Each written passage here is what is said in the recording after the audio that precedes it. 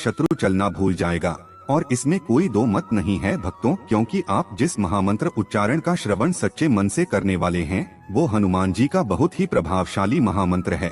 इसके श्रवण मात्र से दुश्मन तो क्या, इस धरती पर रहने वाले सभी दुष्ट नकारात्मक शक्ति चलना भूल जाता है। इस महामंत्र के उच्चारण सुनने वाले व्यक्तियों को सीधा बालाजी की कृपा प्राप्त होती है और इस महामंत्र के प्रभाव से शत्रु बाधा दूर होने के साथ साथ आपकी आर्थिक स्थिति मजबूत होगी। इस मंत्र के प्रभाव से व्यक्ति के ऊपर आने वाले सभी प्रकार की विपत्तियां अपने आप टल जाती है भक्तों।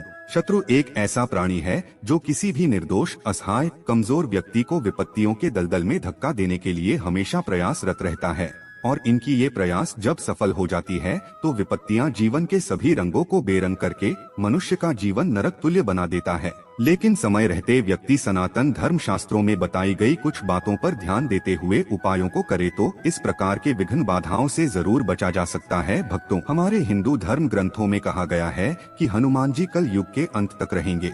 हनुमान जी एक ऐसी दिव्य शक्ति है जिनकी जरूरत अशांति से भरी इस दुनिया को है। हनुमान जी एक आदर्श योद्धा और योगी दोनों के रूप में पूजनीय हैं। हनुमान जी अद्भुत शक्ति का प्रतिनिधित्व करते हैं। वह केवल चंचल छवि या काव्य रूपक नहीं है, बल्कि वो स्वयं उस परम शक्ति के अनंत आयाम हैं। दुनिया में आज जब नकारात्मक शक्तियों का आधिपत्य है तब हनुमान जी का स्मरण बेहद जरूरी हो जाता है। हनुमान जी सभी तरह की नकारात्मक शक्तियों को खत्म करने वाले देवता हैं। हनुमान जी के प्रति जो भी भक्त आस्था रखते हैं वो यह बात बहुत अच्छे से जानते हैं कि हनुमान जी के दर्शन मात्र से क्लेश, दुख और मन की नकारात्मकता दूर हो जाती है।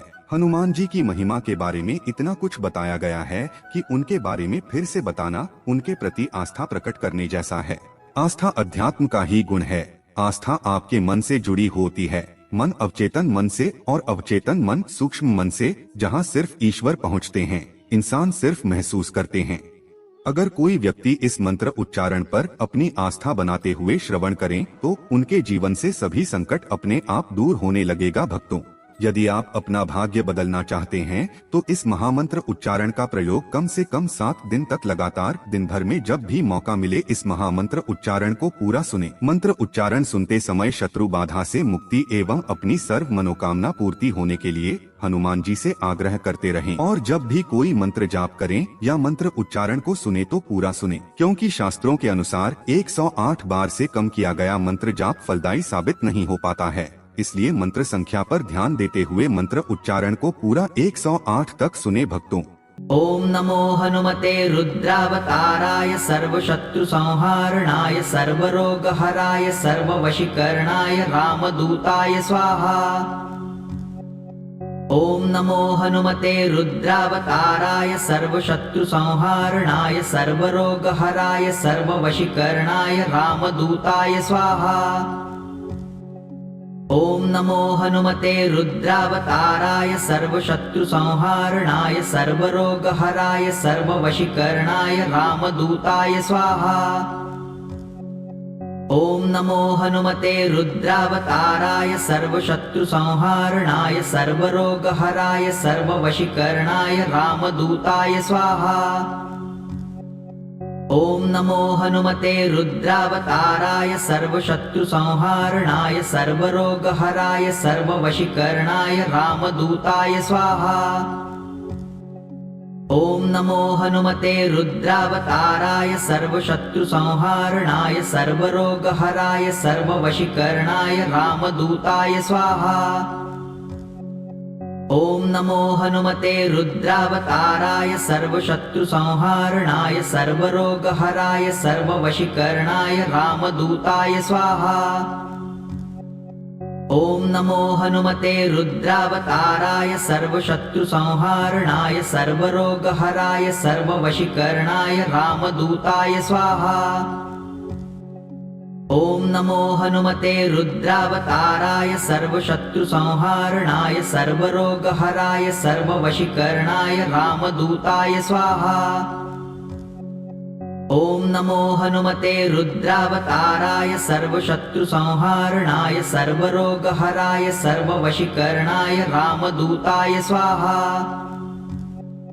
ओम नमो हनुमते रुद्रावताराय सर्वशत्रु संहारणाय सर्वरोगहराय सर्ववशीकरणाय रामदूताय स्वाहा। ॐ नमो हनुमते रुद्रावताराय सर्वशत्रुसंहारणाय सर्वरोगहराय सर्ववशीकरणाय रामदूताय स्वाहा। ॐ नमो हनुमते रुद्रावताराय सर्वशत्रुसंहारणाय सर्वरोगहराय सर्ववशीकरणाय रामदूताय स्वाहा। ॐ नमो हनुमते रुद्रावताराय सर्वशत्रुसंहारणाय सर्वरोगहराय सर्ववशीकरणाय रामदूताय स्वाहा। ॐ नमो हनुमते रुद्रावताराय सर्वशत्रुसंहारणाय सर्वरोगहराय सर्ववशीकरणाय रामदूताय स्वाहा। ॐ नमो हनुमते रुद्रावताराय सर्वशत्रुसंहारणाय सर्वरोगहराय सर्ववशीकरणाय रामदूताय स्वाहा। ॐ नमो हनुमते रुद्रावताराय सर्वशत्रुसंहारणाय सर्वरोगहराय सर्ववशीकरणाय रामदूताय स्वाहा। ॐ नमो हनुमते रुद्रावताराय सर्वशत्रुसंहारणाय सर्वरोगहराय सर्ववशीकरणाय रामदूताय स्वाहा। ॐ नमो हनुमते रुद्रावताराय सर्वशत्रुसंहारणाय सर्वरोगहराय सर्ववशीकरणाय रामदूताय स्वाहा। ॐ नमो हनुमते रुद्रावताराय सर्वशत्रुसंहारणाय सर्वरोगहराय सर्ववशीकरणाय रामदूताय स्वाहा।